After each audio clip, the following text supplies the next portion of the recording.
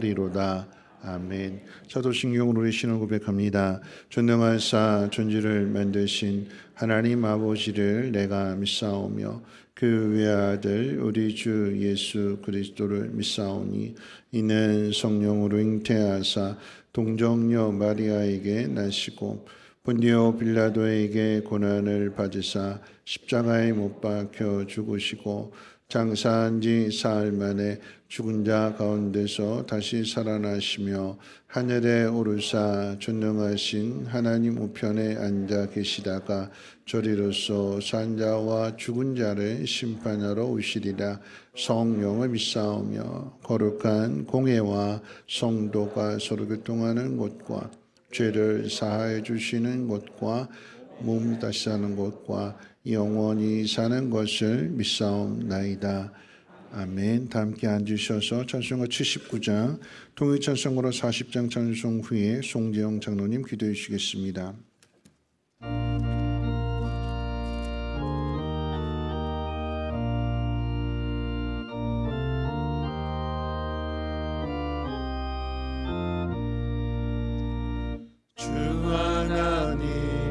지으신 모든 세계 내 마음속에 그리어볼 때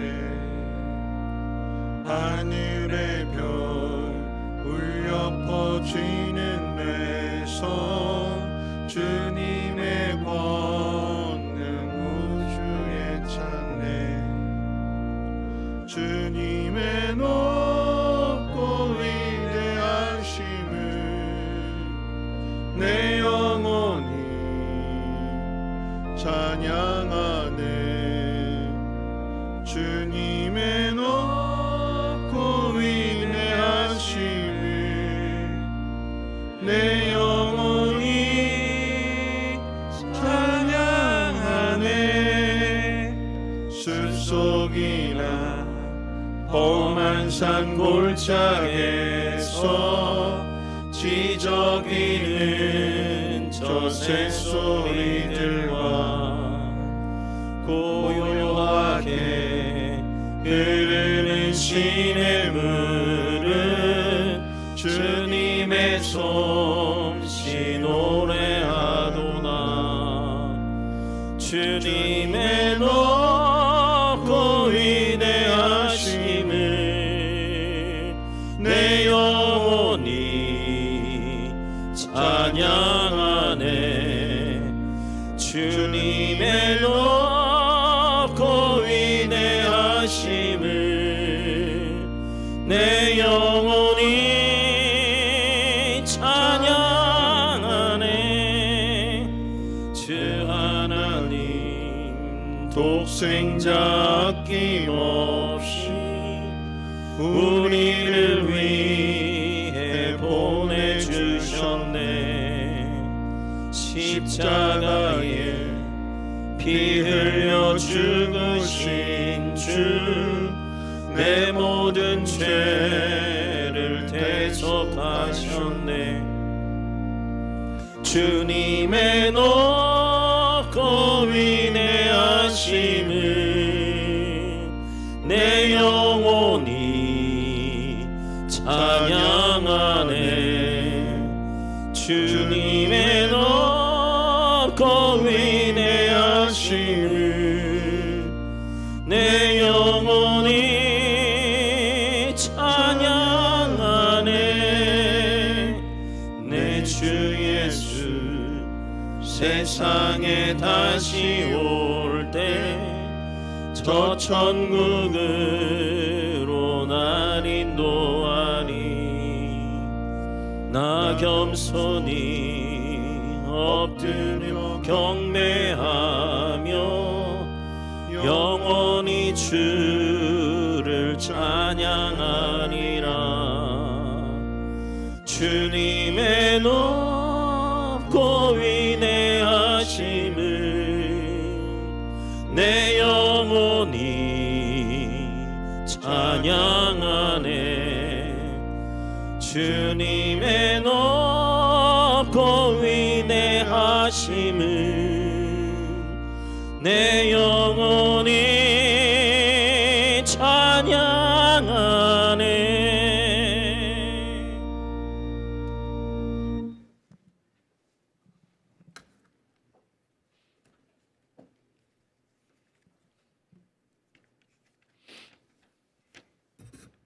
네, 기도드립니다. 해도 없는 데부터 지른 데까지 세상을 다스리고 지키시는 여호와 하나님을 찬양합니다. 여전히 여기 계시고 2023년 새해를 열어주시고 거룩한 주의 날에 하나님의 은혜의 정성 아래 저희들이 모여 예배드리게 하시니 감사드립니다. 새해는 말씀과 기도로 삶을 실천하며 살려고 다짐하고 나아가지만 저희들은 연약합니다. 불쌍히 여겨 주시어 예수 그리스도의 명령 따라 복음 전하며 영혼 구원에 최선을 다하는 2023년이 될 수 있도록 인도하여 주시옵소서. 마음을 새롭게 하여 말씀으로 수술받아 변화되어 이웃에게 삶으로 전하는 성도 되게 하여 주시옵소서. 사랑의 하나님, 세상은 여전히 코로나19와 어려운 경제 여건 환경에서 성도들이 믿음으로 살아내기가 힘이 듭니다. 낮에는 구름 기둥으로 밤에는 불 기둥으로 이스라엘 백성들을 지켜주셨던 여호와 하나님, 올 한 해도 그 하나님이 저희들을 지켜주실 믿고 믿음으로 살아가는 주의 성도 되게 하여 주시옵소서. 믿음으로 낙심한 성도 회복시켜 주시옵소서. 질병 가운데 병원에서 가정에서 고통당하는 주의 성도들 치료하여 주시오며 슬픔을 당한 가정 위로하여 주시옵소서. 은혜가 풍성하신 하나님, 성민교회가 올 한 해도 말씀과 기도로 튼튼히 하여 사명을 감당하는 교회 되게 하여 주시옵소서. 목장을 지켜주시고 교육부서가 부흥하며 남녀존대가 믿음으로 협력하여 온 주의 성도들이 서로 연합하여 주의 일을 감당하는 성민교회 되게 하여 주시옵소서. 이 땅의 모든 교회가 예배가 코로나19에서 거듭나 예배가 회복되며 주의 은혜가 임하는 주의 축복된 재단들 되게 하여 주시옵소서. 선교지의 모든 교회들이 땅끝까지 말씀 전하는 사명 감당하는 교회 선교사님 되게 하여 주시옵소서. 역사의 주인이 되시는 하나님, 대한민국을 북의 위협 가운데서 지켜주시오며 지금도 지하교회에서 기도하는 북의 성도들을 지켜주시고 그 기도의 응답 결실이 있어지게 하여 주시옵소서. 대통령부터 모든 이정자들 올바른 사명감을 감당하게 하여 주시옵소서. 정치가 정직하게 하시며 경제가 회복되어 어려운 난관을 이겨나갈 수 있게 하여 주시옵소서. 은혜가 충만하신 하나님, 강단에 서신 예짐 담임 목사님 말씀 선포하실 때 성령 충만으로 생명의 말씀 선포하게 하여 주시옵소서. 건강으로 지켜주시며 지혜와 사랑이 충만하게 하여 주시옵소서. 성도들의 마음의 그릇에 은혜가 가득하게 하여 받은 말씀 전하는 삶을 실천하는 성도 되게 하여 주시옵소서. 성가대의 찬양을 받으시오며 성도들의 은혜가 있게 하여 주시옵소서. 이 시간에 역사하시는 예수님의 이름으로 기도드립니다. 아멘.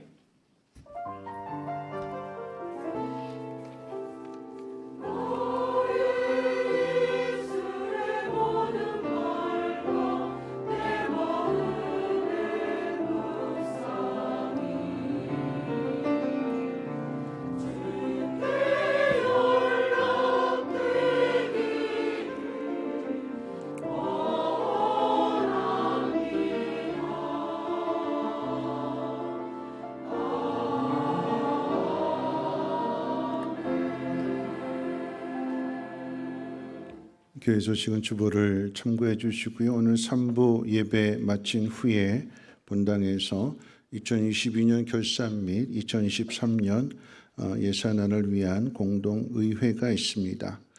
점심 식사는 공동의회 이후에 있다는 사실과 차량 운행도 마찬가지로 공동의회 끝나고 점심 식사 끝나고 나서 운행된다라고 하는 것 기억해 주시기를 부탁드리겠습니다. 기부금 확인서 신청하신 분들 오늘부터 수령한다고 하니까 1층 로비에 이제 교회 앞 그 테이블에 비치되어져 있으니까 찾아가시기를 바라겠고요. 오늘 주일 식사는 박복규 권사님 가정에서 자녀 되시는 이규삼 집사님과 김선희 권사님이 박복규 권사님 95세 생신을 축하하는 그런 의미에서 온 성도들을 대접한다고 합니다. 메뉴는 소보리 국밥이고요. 금요일부터 가마솥에 이틀 동안 푹 끓였어요.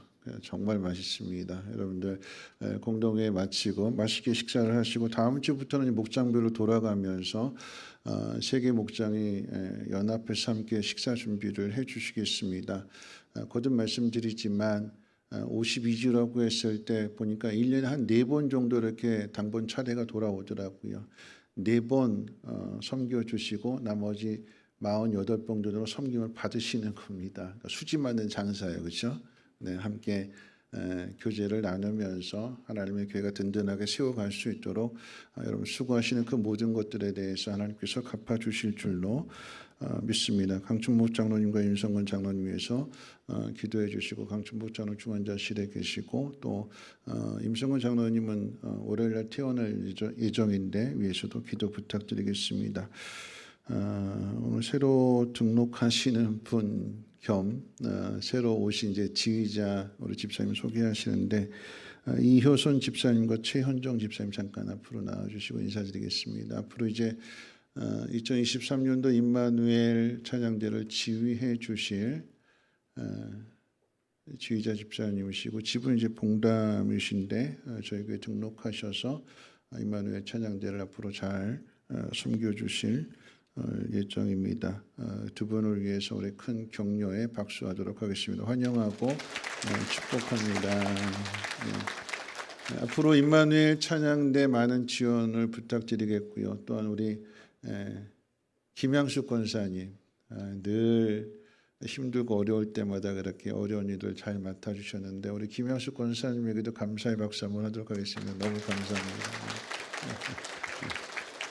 네, 김양숙 권사님은 이제 우리 저녁 찬양대 호산나 찬양대 지휘하실 것이고요.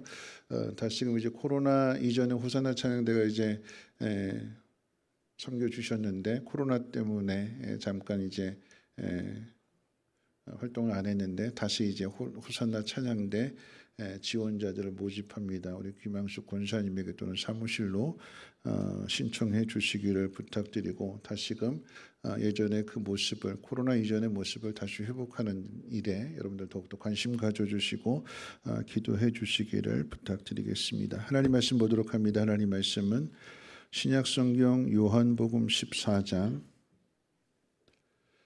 1절 말씀부터 14절까지 보시겠습니다.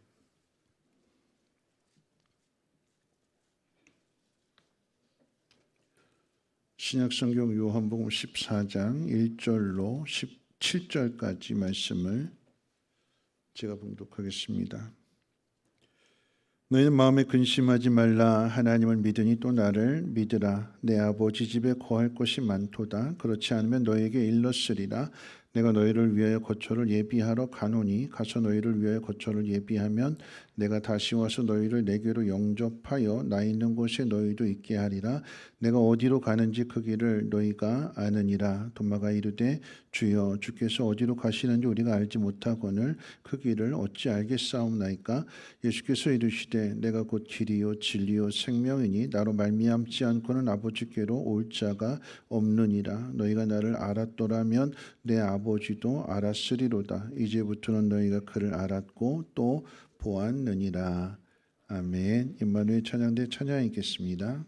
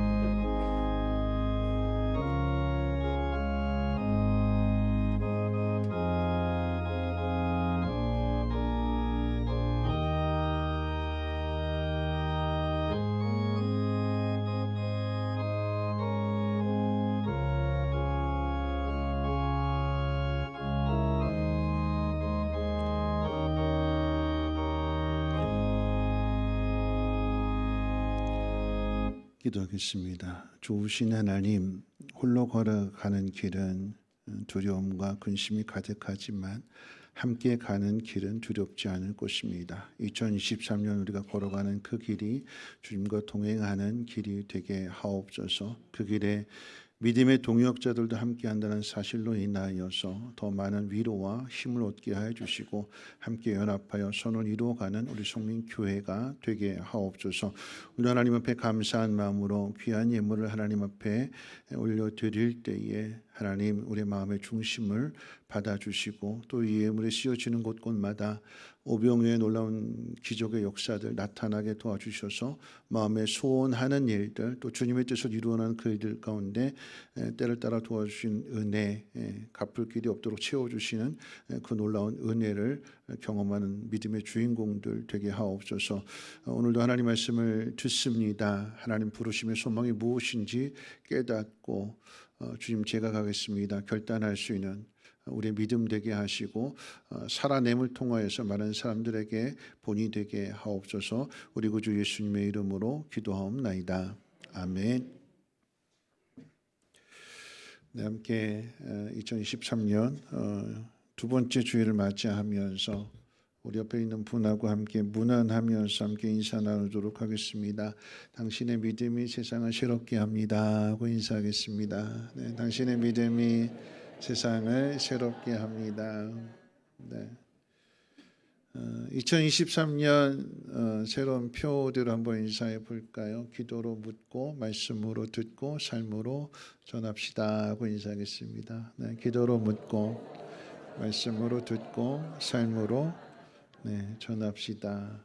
많이 물어보시고 많이 들으시고 삶을 통해서 잘 보여줄 수 있는 그러므로 하나님의 복을 받는 우리 모두가 되시기를 주님의 이름으로 축원을 드립니다. 2023년 새해를 맞이하면서 새해 첫 주간을 하나님 앞에 드린다는 의미에서 갈수록 더 좋아지는 변화라고 하는 주제를 가지고 우리는 함께 특별 새벽 기도회를 했습니다. 많은 분들이 참여해 주셨고 그 어느 때보다도 기도로 뜨겁게 할 수 있었기에 그 모습을 보면서 어려운 때일수록 경제가 어렵고 정치가 어렵고 사회가 어렵다라고 여기저기서 어두운 소리가 들려지게 될 때에 우리는 새로운 것에 대한 변화에 대한 소망이 더 크다라고 하는 것을 역설적으로 확인할 수가 있었습니다. 여러분 기억하셔야 되는 것이 하나님 앞에 심은 것은 절대 그냥 썩어지는 게 없어요. 버려지는 게 없습니다. 내가 하나님 앞에 심은 것만큼 기도한 것만큼 헌신하고 봉사한 것만큼 하나님이 채워주시고 갚아주시되 우리가 상상했던 것 이상으로 30배, 60배, 100배 아니 1000배, 만배의 복을 주시는 분이 하나님이심을 믿으시기를 주님의 이름으로 축원을 드립니다. 세상은 변화했습니다. 변화하고 있습니다. 끊임없이 변화해 왔고 앞으로도 변화할 것입니다. 세상이 끊임없이 변화할 수 있었던 것은 사람들의 마음에 새로운 변화에 대한 갈망이 있기 때문에 그러합니다. 1890년대 오토 릴리엔탈이라고 하는 사람이 새처럼 날고 싶은 꿈을 가지고 새를 보면서 그 날개의 그 비행 동작을 연구하여 마침내 최초로 글라이더를 발명합니다. 그런데 자신이 발명한 그 글라이더를 타다가 1896년에 이 오토 릴리엔탈이 갑자기 불어온 바람에 의해서 그 날개를 제어할 수가 없어서 밑으로 이제 추락하게 되고 15m 아래로 추락해서 결국은 이제 목이 부러진 중상을 입게 되고 그 다음 날 죽게 되지요. 이 이야기가 이제 온 세상에 퍼져나가게 될 때에 저 멀리 미국에 있던 라이트 형제가 이 오토 릴리엔탈이 죽었다라고 하는 그 소식을 듣고 충격을 받고는 충격만 받은 것이 아니라 한편으로는 또 도전을 받아서 그럼 우리가 한번 해보자. 그래서 마침내 여러분 아시는 것처럼 비행기가 최초로 발명이 되게 됩니다. 그리고 오늘날 우리가 이제 해외여행을 하게 될 때에 타고 다니는 오늘날의 비행기로 점점 더 발전하고 변화된 것이지요. 충격이 절망이 되지 않고 새로운 변화를 향한 동기가 되고 원인이 됐다라고 하는 것을 알 수가 있습니다. 팀 하포드의 세상을 바꾼 51가지 물건이라고 하는 책에서 근래 인류의 발전에 새로운 변화를 가져온 가장 중요한 것으로 자전거 발명을 꼽았습니다. 이 자전거로 인해서 가까운 곳이 아닌 멀리 인접지역 바깥에 있는 사람들을 만나게 되고 사귀게 되고 그 사귐은 결혼까지 이어지게 되더라라고 하는 것입니다. 늘 우물 안에만 있었는데 이 자전거를 통해서 우물 바깥으로 나가게 되고 보다 더 삶의 환경의 그 지경들을 더 넓히게 되는 거지요. 이 자전거는 먼 거리 통학을 할 수 있게 함으로 인해서 가난한 사람의 인생을 바꾸기도 하고요. 여성을 해방시키기도 했습니다. 여성이 이제 자전거를 타기 시작하면서 얻게 된 자유는 여성 인권 운동으로도 이어졌고, 참고로 이제 여성 최초의 스포츠 경기가 자전거 대회였다고 합니다. 자전거 발명 하나가 이렇게 결혼에 이르기까지 인구 증가를 가져오게 되고 또 여성의 인권까지도 신장하게 되는 그런 놀라운 변화를 가져오게 되는 것입니다. 여기서 그치지 않고 자전거의 발명은 곧 자동차의 발명으로 계속해서 변화되어지게 되고 새로운 것들을 발명하게 됩니다. 자전거 하나가 이렇게 세상을 변화시킬 것이라고 하는 것을 자전거를 발명한 사람이 미리 예상이나 했었을까요? 세상은 변하고 있고 사람들은 변화에 대한 갈망이 있다고 해서 새로운 것을 마냥 좋아라 하지는 않습니다. 변화에 대한 갈망이 있는 것만큼이나 또 한편으로는 변화를 두려워하는 것이 사람의 마음입니다. 익숙하고 정든 곳을 떠나 새로운 곳에 간다는 사실에 대한 기대감도 있겠지만 한편으로는 두려운 마음이 듭니다. 부모님의 직장 때문에 예를 들어서 이사를 하게 될 때에 아이들도 함께 전학을 하게 되지요. 그러면 아이들 마음속에는 기대감보다는 두려운 마음이 더 클 것입니다. 도와주고 나를 좋아해 줄 친구가 있을지 아니면 나를 힘들게 하고 아프게 하고 괴롭히는 아이가 있을지 알지 못합니다. 알고 있는 일, 또 충분히 경험한 일, 예상한 대로 이루어진다면 안심할 수 있지만 그렇지 않고 반대로 알지 못하는 일이나 경험해보지 못한 일들, 또 기대했던 대로 이루어지지 않게 될 때는 두려운 마음을 갖게 됩니다. 2023년 우리 성민교회 주제가 이제 변화라고 하는 것이 주제라고 했을 때에 우리의 삶에 새로운 변화의 역사가 일어나기를 원한다면 무엇보다도 내 안에 있는 이 두려움을 이겨내야 될 것입니다. 그런 의미에서 오늘 본문 말씀을 통해서 두 가지를 함께 생각해 보고자 합니다. 첫 번째로 사람은 강한 것 같지만 약한 것이 사람이고 사람의 마음입니다. 오늘 본문에 두려움을 갖는 제자들의 이야기가 소개되고 있습니다. 본문의 상황은 예수님께서 예루살렘에 입성하신 뒤에 십자가의 죽음을 이제 하루 앞에 두시고 마지막 만찬 중에 하시는 말씀입니다. 제자들은 예수님과 함께 예루살렘에 입성할 때만 해도 상당히 들떠 있었습니다. 왜냐하면 바로 앞에 요한복음 11장 가운데 있어서 죽은 나사로를 살려내시는 기적을 보았기 때문에 그러합니다. 사람들도 마찬가지로 오병이어의 기적을 행하시고 귀신을 내쫓으시고 죽은 나사로를 살리시는 그 예수님이 예루살렘으로 들어오신다고 했을 때 사람들이 그 길거리에 나와서 호산나 다윗의 자손이여 하면서 열렬하게 예수님을 환영했습니다. 왜 환영했는가? 예수님이 왕이 되시면 새로운 나라, 새로운 복을 주실 것을 기대했기 때문에 그러합니다. 그런데 사람들이 기대했던 것보다 더 기대한 것이 바로 제자들입니다. 그럼 이 제자들은 예수님을 3년이나 따라다녔어요. 가정도 고향도 직업도 모든 것도 다 버리고 예수님을 3년이나 따라다녔는데 뭐 기대한 것이 있기 때문에 따라간 거죠. 기대한 것이 있기 때문에 가정도 고향도 직업도 다 버릴 수가 있었습니다. 자, 예수님께서 예루살렘으로 입성하시게 되니까 드디어 이제 우리가 예수님을 그렇게 따라다녔던 그 끝이 오는구나라고 생각할 것입니다. 고생 끝에 낙이 온다라고도 생각했을 것입니다. 마태복음 20장에는 예루살렘에 입성하기 직전에 야고보와 요한의 어머니가 예수님 앞에 예수님 오른쪽에 또 왼쪽에 자신의 두 아들을 앉게 해달라고 하는 부탁을 합니다. 그랬더니 제자들이 그 말을 듣고 화를 냈다고 성경은 기록하고 있습니다. 예수님께서 예루살렘에 들어가시면 입성하시면 새로운 세상이 올 것이고 그러면 자신들이 다 높아질 것이라고 하는 그 기대감으로 충만했다는 사실을 확인하게 되는 거죠.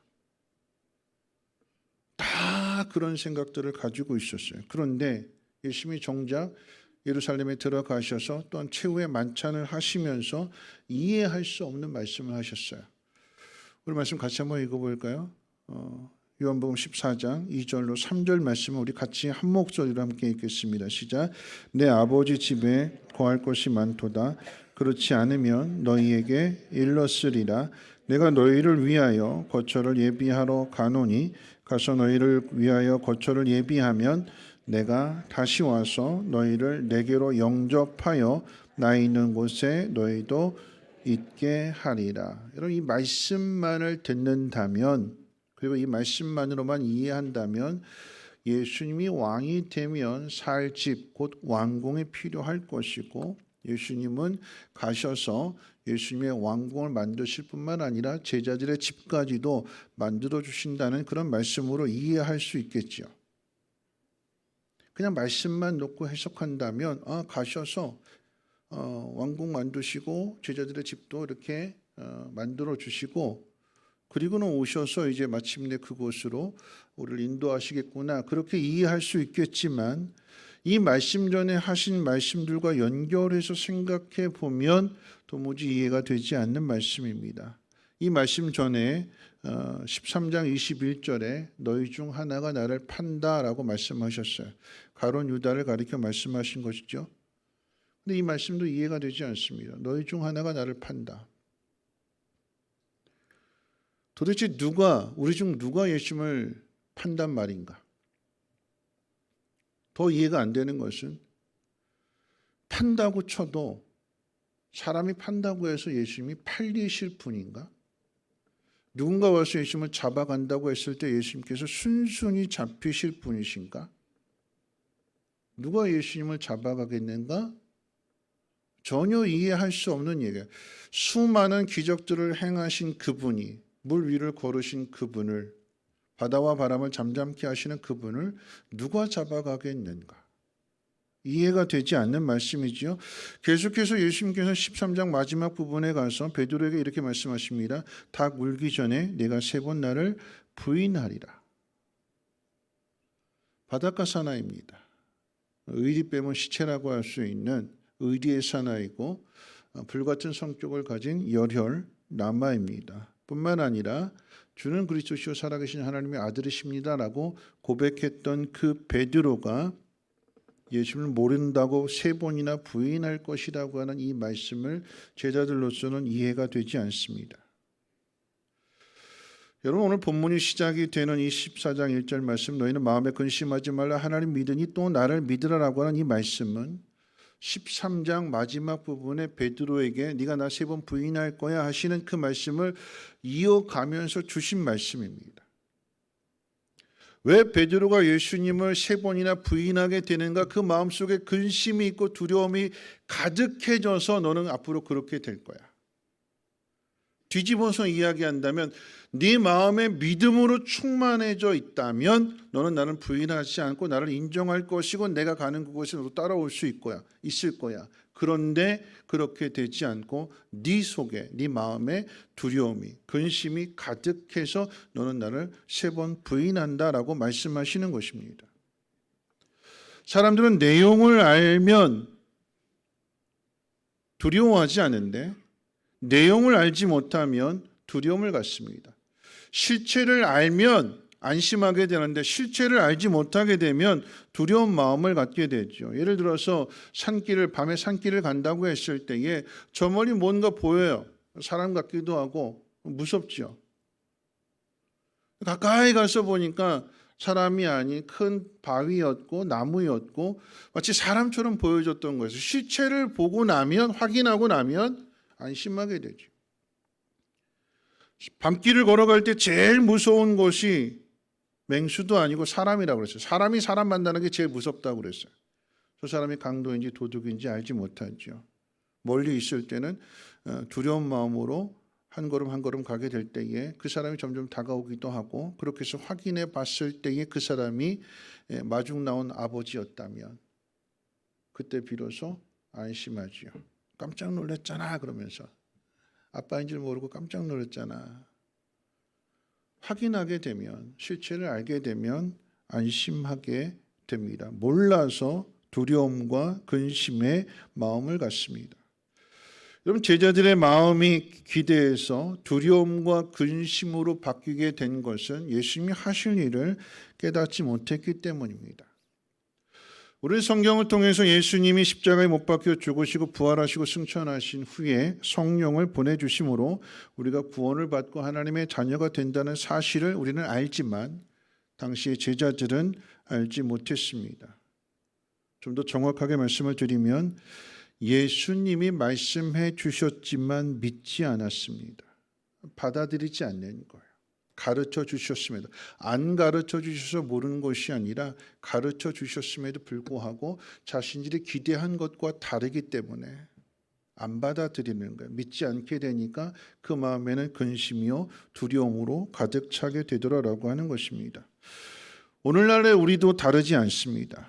우리 안에 두려움과 근심이 있는 것은 우리 안에 예수님에 대한 믿음이 없기 때문입니다.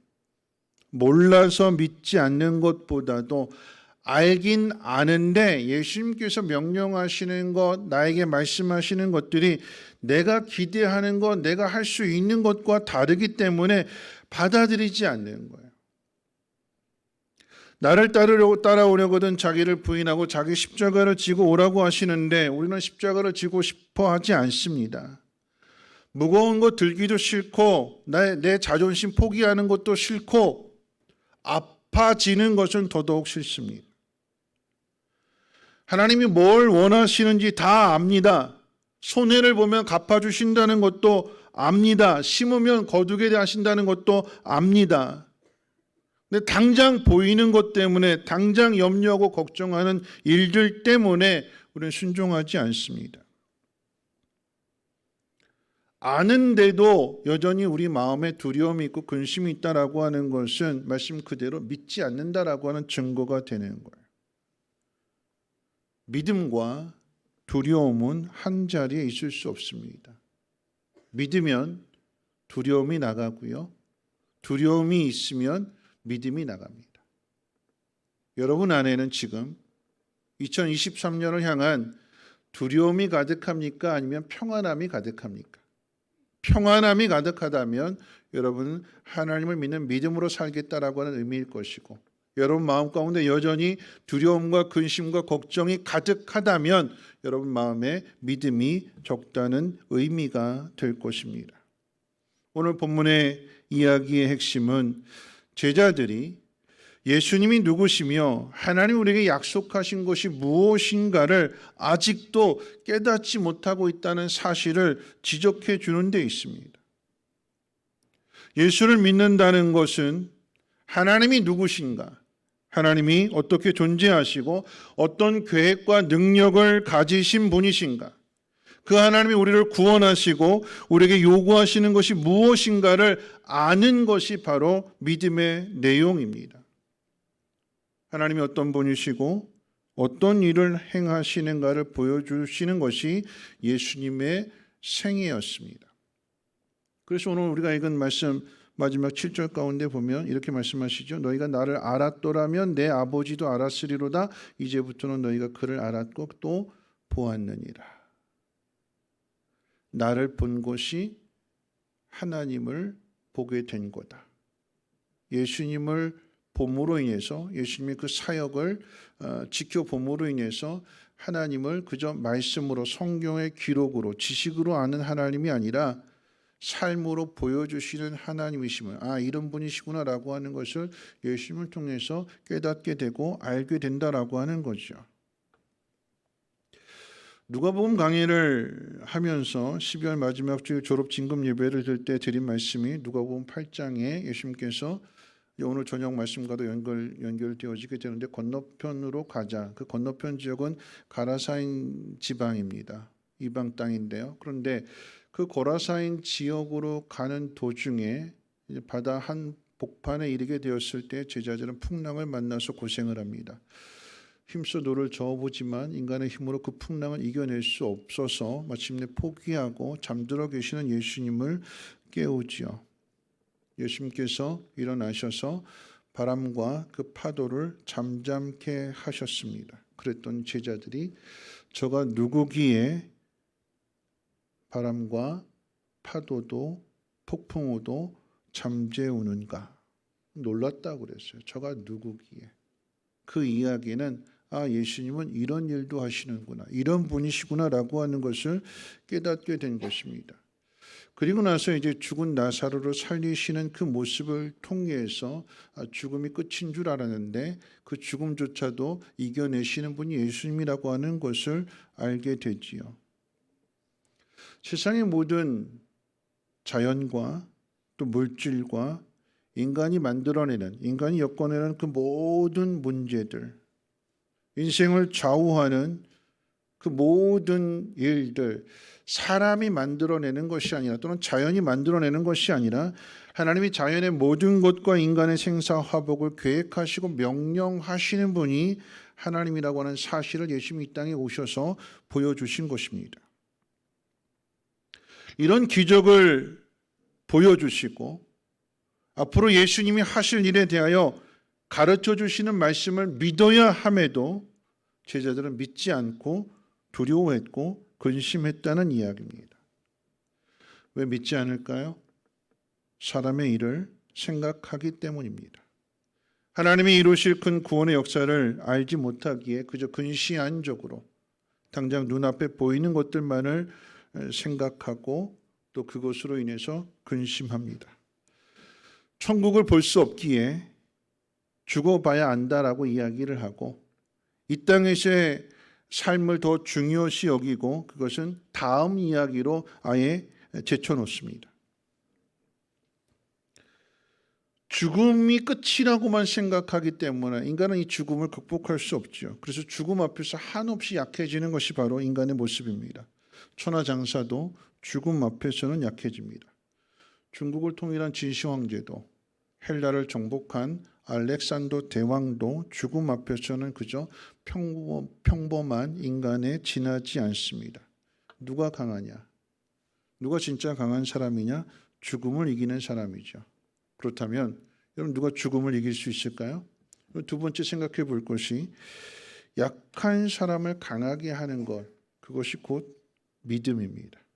오늘 본문의 예수님은 제자들에게 이렇게 말씀하셨어요. 우리 말씀 같이 한번 읽어볼까요? 14장 1절 말씀 우리 함께 한 목소리로 함께 읽겠습니다. 시작. 너희는 마음에 근심하지 말라. 하나님을 믿으니 또 나를 믿으라. 하나님을 믿으니 또 나를 믿으라 이러셨어요. 여러분, 목숨이 하나뿐인 사람에게 죽어야 산다라고 말씀을 하시면, 예수님이 죽어야 산다 그렇게 말씀하시면 이해할 수 있을까요? 목숨은 하나밖에 없다, 죽으면 끝난다라고 하는 사람에게, 그런 사람에게 죽어야 산다 이렇게 예수님 말씀하시면 그걸 받아들일까요? 믿을까요? 안 믿죠. 누가 이 말을 믿을까요? 죽어야 산다. 누가 이 말을 믿을까요? 예수님께서 주신 그 부활의 생명이 있는 사람만이 이 말씀의 의미를 깨닫고 이해합니다.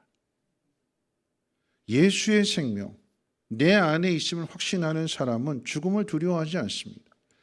예수님께서 십자가에서 죽으시는 이유, 하나님이 하나뿐인 독자를 이 땅에 보내셔서 십자가에 못 박게 하신 그 이유는 바로 우리 안에 부활의 생명을 주시기 위함입니다. 여러분 믿으십니까?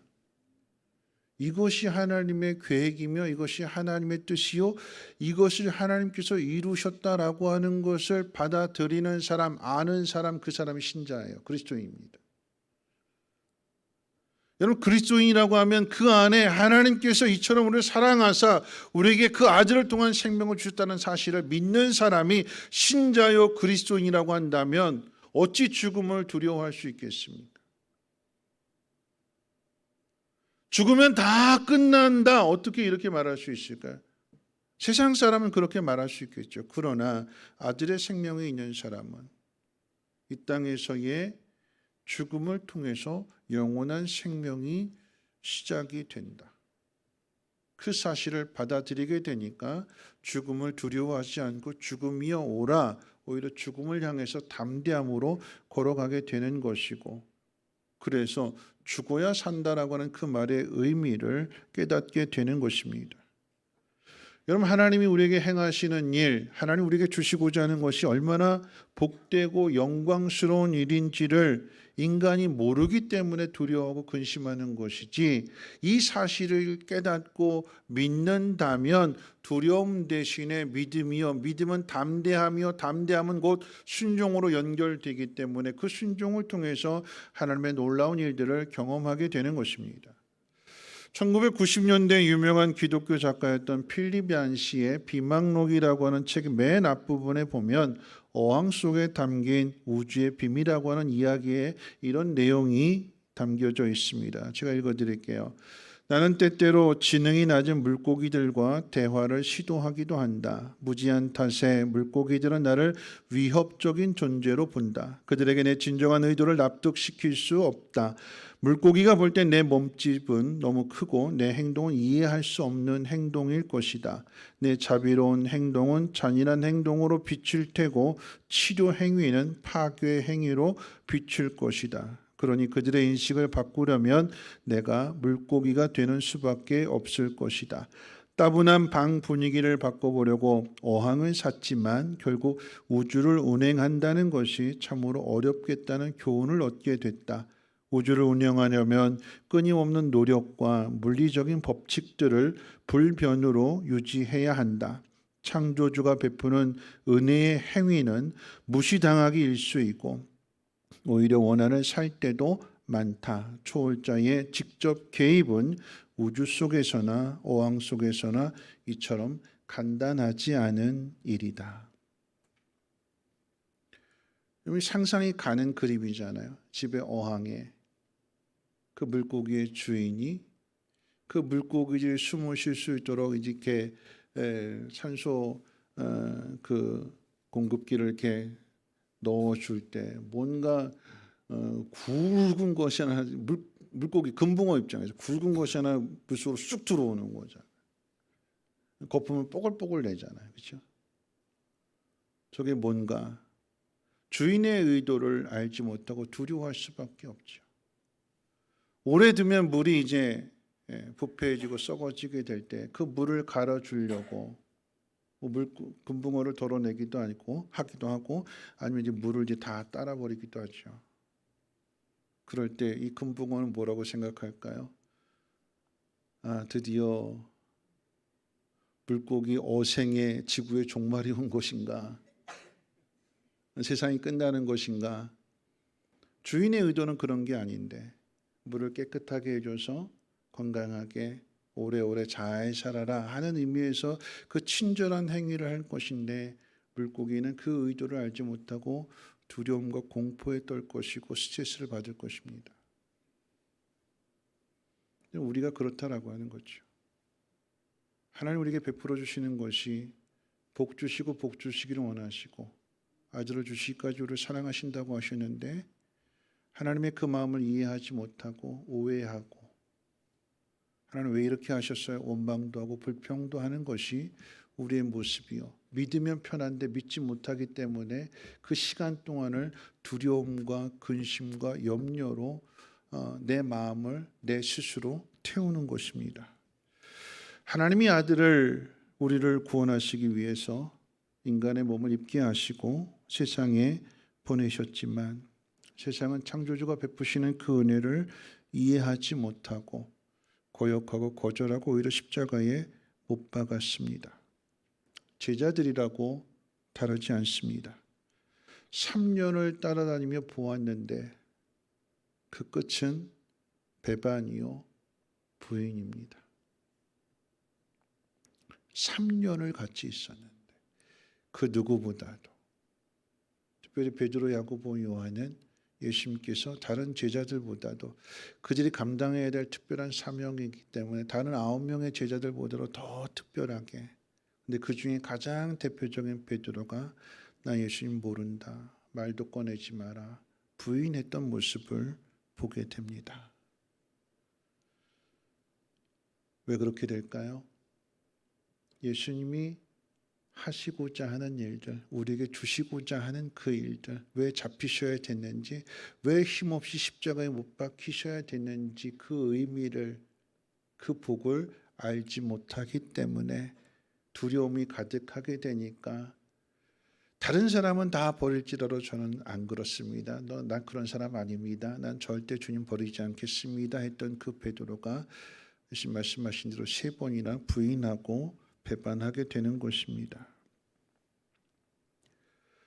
언제 제자들이 예수님에 대한 믿음을 가지고 평안함을 갖게 되고 두려움을 몰아내고 담대함으로 세상을 향해서 나가게 될까요? 이런 믿음은 늘 우리의 것이라고 생각하고 내가 만들어내는 것이라고 생각하고 내가 믿어야 된다고 생각하지만 여러분, 우리는 하나님이 하실 일들을 우리는 다 이해할 수 없고 온전하게 믿을 수 없습니다. 이 속담에 그런 말 있잖아요. 참새가 봉황의 뜻을 알까요? 모르는 거죠. 알지 못해요. 그런데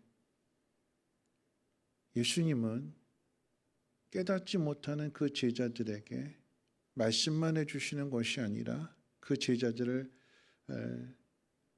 포기하지 아니하시고 부활하신 뒤에 또 찾아가셔서 똑같은 모습을 연출하시면서 예수님이라고 하는 사실을 다시금 보여주시고 그 예수님으로부터 내 양을 먹이라고 하는 더 귀한 사명을 오히려 예수님께서 맡겨주십니다. 십자가에 죽으신 그 예수님이 다시 살아나셨고 제자들이 보는 가운데 하늘로 올라가실 때 비로소 오늘 이 본문 요한복음 14장 2절 3절의 말씀이 이해가 되는 거죠. 내가 너희를 위하여 거처를 예비하러 가노니 가서 너희를 위하여 거처를 예비하면 내가 다시 와서 너희를 내게로 영접하여 나 있는 곳에 너희도 있게 하겠다. 그때 비로소 이 말씀의 의미가 무엇인지를 깨닫게 되고 믿음으로 굳건하게 세워지게 되니까 두려움이 사라지게 되고 세상을 향해서 나아가게 되는 것이고, 죽인다 위협 속에서도 내가 사람을 두려워하랴 하나님을 두려워하랴 하면서 하나님의 뜻 가운데 순종하는 모습을 보이게 되는 것입니다. 여러분, 우리는 금붕어와 같이 둔하고 더디게 믿습니다. 하나님의 뜻을 오해하고 의심하고 불평하는 것도 우리들입니다. 좋은 것 주시기 위함인데 믿지 못하고 두려워하고 근심합니다. 그게 우리들이에요. 제가 노아 이야기 자주 말씀드리지만 왜 하나님께서 다른 가정에게는 다 일찍, 에녹은 65세 무드셀라를 낳고 무드셀라도 그렇고 라멕도 그렇고 182세, 187세 이렇게 자식들을 낳는데 왜 노아의 가족에게는 노아에게는 하나님께서 500세의 자식을 주실까요? 왜 500세 주시죠? 480살부터 방주 지었는데 미리 주시지 않고 가족을 좀 많이 세워서 많이 낳아서 대가족이 되어서 그러면 일도 훨씬 더 수월하게 할 수 있을 터인데 왜 하나님은 방주를 짓는 노아에게, 그것도 방주 짓기 20년이 지나서 그때 비로소 셈과 함과 야벳을 주실까요? 우리는 왜 늦게 주시냐고, 왜 안 주시냐고 원망하고 이왕 주시려면 좀 일찍 주시고 일도 좀 거들게 좀 편하게 좀 해주시지 하고 그런 마음을 갖지만 왜 하나님 그렇게 하셨다고 그랬어요? 그래야 셈과 함과 야벳과 결혼하게 되는 이 세 여인들이 방주를 짓는 집안에 하나님 말씀 순종하는 그 집안에 믿음을 가지고 시집을 오게 되니까.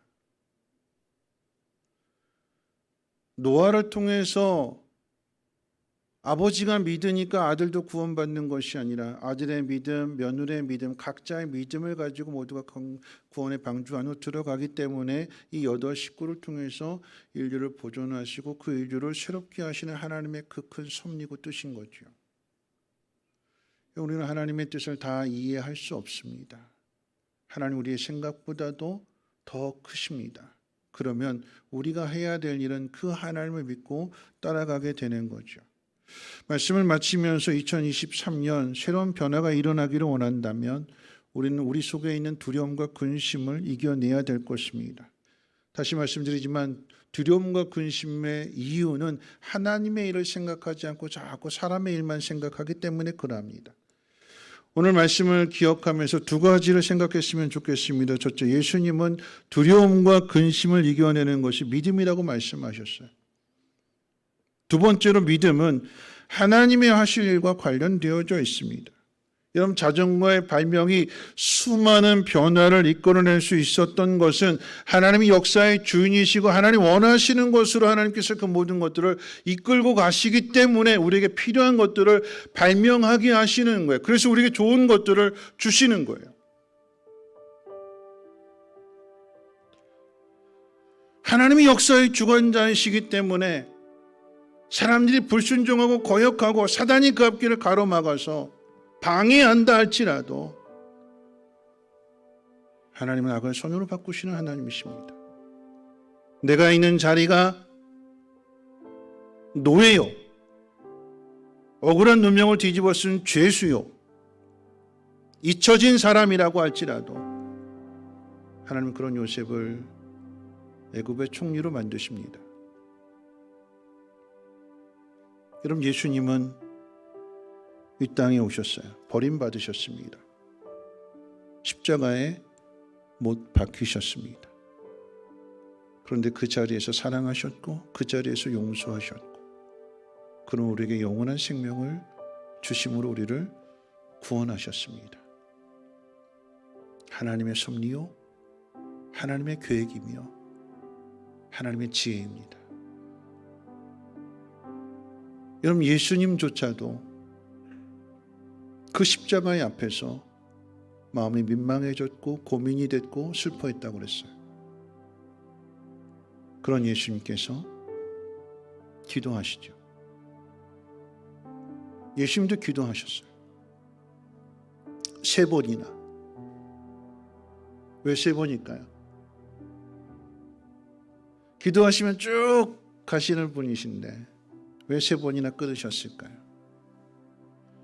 3번이나 끊으신 이유는 시험에 들지 않도록 깨어 기도하라고 말씀하셨는데 제자들이 잠들어 있기 때문에 가서 깨우시는 거예요. 너희들 앞에 이런 환난이 올 거야. 이걸 이겨내는 것은 믿음밖에 없는데 그 믿음은 기도를 통해서 얻는다. 기도해야 된다. 그래서 가서 깨우시는 거예요. 그리고 와서 또 기도하시고 잠들어 있으니까 또 와서 깨우시고. 여러분, 예수님께서 언제까지 기도하셨는가? 답은 하나예요. 내 마음에 담대함이 생길 때까지, 내 마음에 두려움이 떠나고 믿음이 생길 때까지 기도하는 거예요. 근데 원리는 딱 하나입니다. 사람의 일을 생각하지 않고 십자가에 달리게 되면 사람들이 비난하고 조롱하고 멸시하고 침뱉고 때리고 아프고 이런 것들을 생각하면 못하는 거잖아요. 그런데 하나님이 하실 일을 생각하게 되면 이 일을 통해서 우리에게 영원한 생명을 주시려고 하는 하나님의 뜻을 생각하게 되면, 그 하나를 생각하게 되면 그게 믿음이잖아요. 그 안에 두려움이 사라지게 되고요, 순종으로 나아가게 되는 것. 복잡하게 하나님 왜 안 들어주세요? 왜 빨리 안 주세요? 왜 응답을 안 해주세요? 이렇게 조르지 말고 나의 원대로 마음씨고 하나님의 뜻대로 내가 순종하겠습니다. 이 한마디만 되면, 그리고 이 한마디가 내 마음속에 진심으로 고백되어진다면 그 사람이 세상을 바꾸는 겁니다. 예수님만 바꾸는 것이 아니라 예수님의 마음으로 그 길을 걸어가는 우리를 통해서 세상이 변화되어지기에 오늘 우리가 이 자리에 있는 것 아니겠습니까? 남녀 7세 부동석 같이 있을 수 없다 다 떨어졌던 한 번 노비는 영원한 노비다. 그런 나라가 예수를 믿음으로 인해서 나라를 빼앗기고 전쟁의 아픔을 겪음에도 불구하고 이렇게 발전된 모습으로 하나님을 예배하는 이 자리까지 우리가 있다면 2023년 어떤 일이 있을지 모르겠지만 두려워하지 말고 믿으시고 하나님이 하실 일들을 기대하면서 담대히 순종으로 나갈 수 있는 우리 모두가 되시기를 주님의 이름으로 축원을 드립니다. 우리 함께 일어나셔서 찬송 620장 함께 찬송하신 후에 기도하시고 축도로 예배를 마치겠습니다.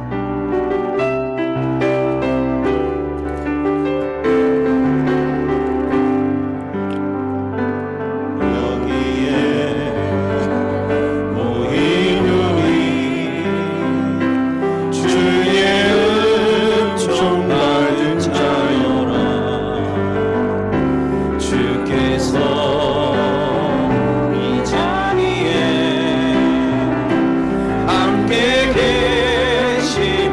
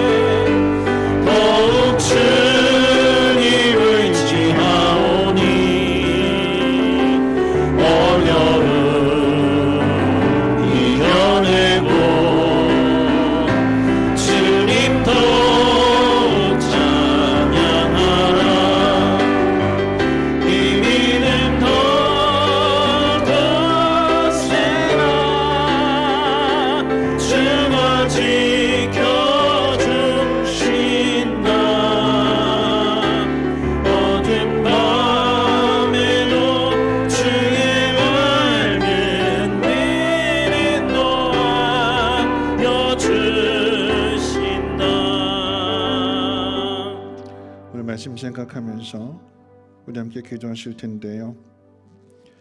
주님이 뜻하신 일들은 우리가 다 헤아릴 수 없잖아요. 왜 나한테 이런 환경을 주시는지 우리는 하나님의 뜻을 이해하지 못해서 오해하게 되니까 원망하게 되고, 원망하게 되니까 우리의 마음이 늘 어둡고 힘들어질 수밖에 없습니다. 그래서 믿음이 필요한 거예요. 여러분, 믿음은 하나님이 하실 일들을 생각하는 것입니다.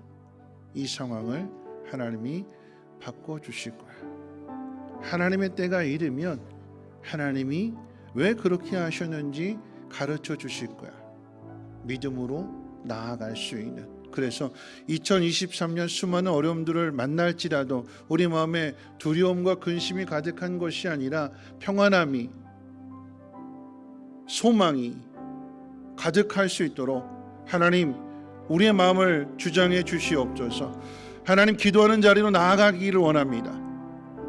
아무것도 염려하지 말고 오직 모든 일에 기도와 간구로 감사함으로 하나님 앞에 아뢰라고 하였기에 기도할 때마다 하나님 마음 깨닫게 해주시고 결단할 수 있는 은혜를 허락해 주시옵소서. 우리 주여 한번 힘차게 부르고 통성으로 기도합니다. 주여, 하나님 아버지, 하나님 2023년을 시작하면서 하나님 우리가 하나님 앞에 기도했습니다. 더 갈수록 좋아지는 하나님 변화된 삶을 위해서 하나님 앞에 기도하였기에 하나님이 기도한 마음 변하지 아니하게 하시고 어떤 어려움을 만날지라도 낙심하고 두려워하고 불안해하는 것이 아니라 하나님을 믿는 믿음으로 순종할 수 있도록 하나님 은혜 베풀어 주시옵소서. 기도하며 나아가기를 원합니다. 부르짖을 때마다 깨닫게 해주시고 응답해 주시옵소서. 우리의 믿음을 다듬어 주시옵소서. 우리의 믿음을 변화시켜 주시옵소서. 세상을 변화시켜 주시는 하나님, 그런데 믿음 있는 사람을 통하여 하나님의 일을 이루어 가시기에 오늘 내가 믿음의 주인공으로 서기를 소망합니다. 내가 하나님을 기쁘시게 함으로 인하여서 하나님 나를 통하여 역사해 주시고 나를 통하여 변화시켜 주시옵소서. 하나님은 좋으신 하나님이십니다. 하나님 이 사실을 늘 잊지 아니하게 하시고 어떤 어려움을 만날지라도 두려워하고 근심하는 것이 아니라 믿음 안에서 평안함을 얻게 하여 주시고 담대함으로 순종의 길을 걸어갈 수 있는 우리 모두가 되게 하옵소서. 알게 하실 것입니다. 깊이 경험하게 하실 것입니다. 또한 그것을 삶으로 나타내며 전하게 하실 것을 믿기에 오늘 우리에게 주신 말씀 붙들게 하여 주시고 2023년 승리하는 한 해가 되게 하옵소서. 이제는 우리 주 예수 그리스도의 무한하신 은혜와 하나님의 그 크신 사랑하심과 성령님의 감화감동 충만 보호 역사하심이 하나님이 하실 일들을 믿고 기대하며 소망 가운데 세상을 변화시키기로 다짐하고 결단하는 주의 백성들 머리머리 위에와 가정과 하는 모든 일과 특별히 자녀들 위해 성민 교회와 쉼터와 유치원과 또 북한 땅 전 세계 위에 이제로부터 영원토록 항상 함께 있을지어다. 아멘.